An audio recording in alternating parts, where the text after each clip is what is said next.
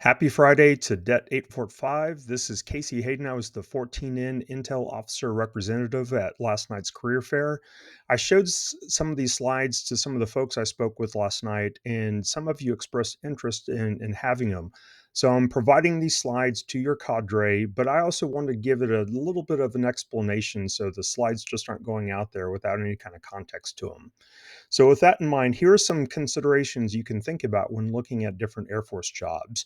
And I'm sure your instructors have spoken to you, or maybe family members and friends have spoken to you about certain majors in college that are aligned to different career fields, and that is absolutely true. But there's a lot more consideration going into that, even beyond what your personal interests are and things that you might want to consider. And I will just go over some of those points right now. So, looking at these are broad categories of the different career fields in the Air Force right now. And looking at some of these broad categories, pilot, there's lots of subcategories as fighter pilot, bomber pilot, could be mobility pilot. So, lots of subcategories in there. Medical could be surgeon, women's health, general practitioner. There could be all sorts of different things. So just know that these are broad categories of different jobs. Now, as you start looking at these different jobs, there's different vantage points you can consider when thinking about the career fields as a whole and whether this is something that you want to be a part of. So, are you going to be the technical expert or a generalist? Are you going to be that F 15 pilot that's going to know everything about the F 15, how to employ it, do everything with it? Or are you going to be a generalist that has a much broader scope looking at greater implications beyond that one technical platform?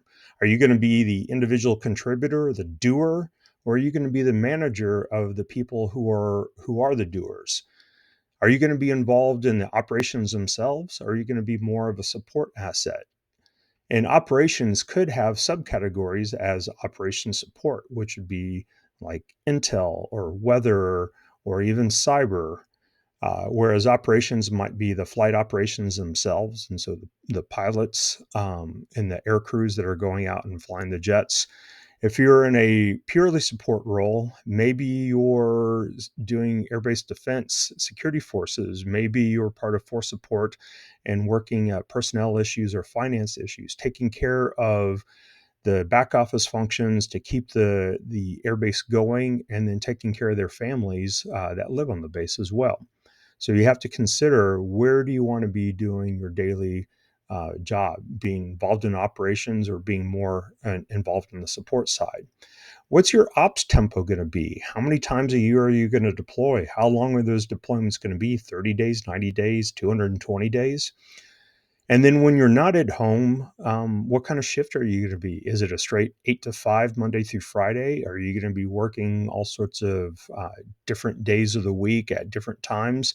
I personally worked a shift as an Intel enlisted airman where I had 3 days, three swings, 3 days off, three mids, three swings, 3 days off. So getting an idea of different career fields and how they're involved in different shift work could be really important for you to know.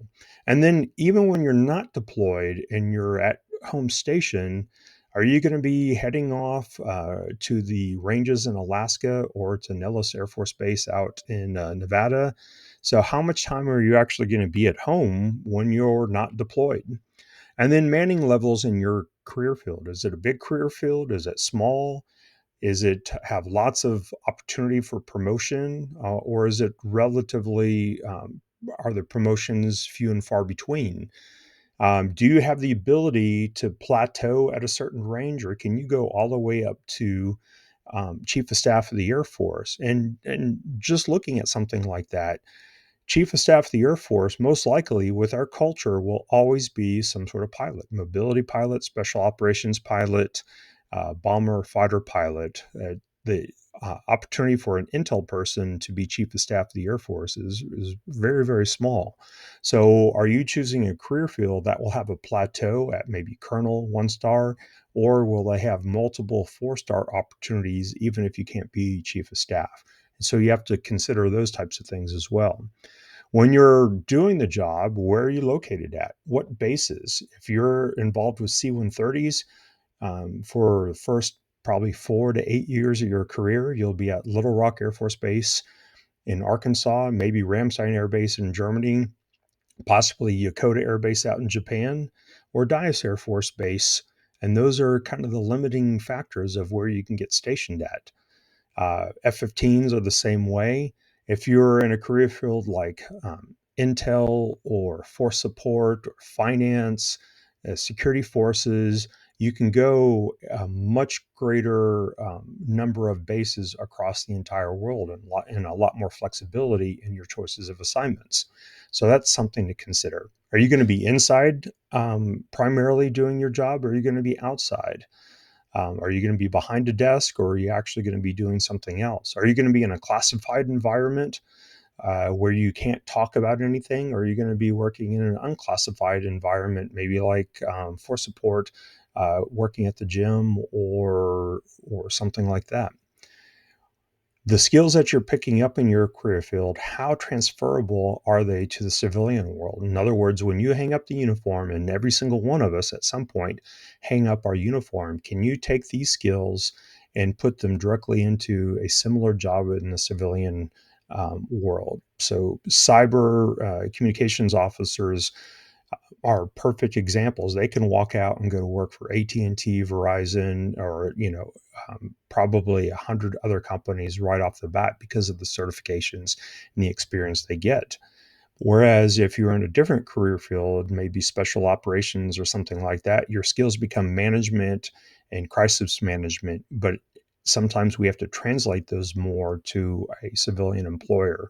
So considering the civilian sector transferability of those skills becomes important. And then, do you have a tactical or a strategic point of view when you're doing your job? Do you have the ability to go between both, or even into the operational level? And then, what is the training pipeline? Intel is up to a year. If you're a different pilot, you might have multiple years that include general pilot training, specific airframe training, and then survival school and different things. So, how long is that training pipeline going to be for you? So, when you look at those things, you got to start comparing them together. And you can see at either ends of the scales are the opposite: generalist versus expert, doer versus manager, operations versus support, and tactical versus strategic focus. And then you have all these other things to consider: the ops tempo, promotability, where you're actually working, civilian skill transferability, length of training, and then any active duty service commitments involved. So these are all things to consider. And as you start looking at it, understand how training and all these timelines fit together into your overall career. So this timeline is Air Force policy in terms of promotability, which is also governed by the department itself. And so this is looking at a TCU ROTC graduate that commissions in 2027. You will have 2 years before you put on first lieutenant. So if you graduate in May 27 and commission, May 2029, you'll put on first lieutenant. And then May of 2031, 2 years later, you'll put on captain. And then as you start going to major, your first opportunity for major is going to be in 2036. So the idea is, what is happening in these timeframes? Are you in training? Are you operational? Are you going to be at 3 different bases in that time period, or are you going to be stuck at one base? And then you start looking at the longevity of your career. Do you plateau? Does your career field plateau out at colonel, or do you have the ability to go beyond? So these are all considerations to look at as you start considering a job right now.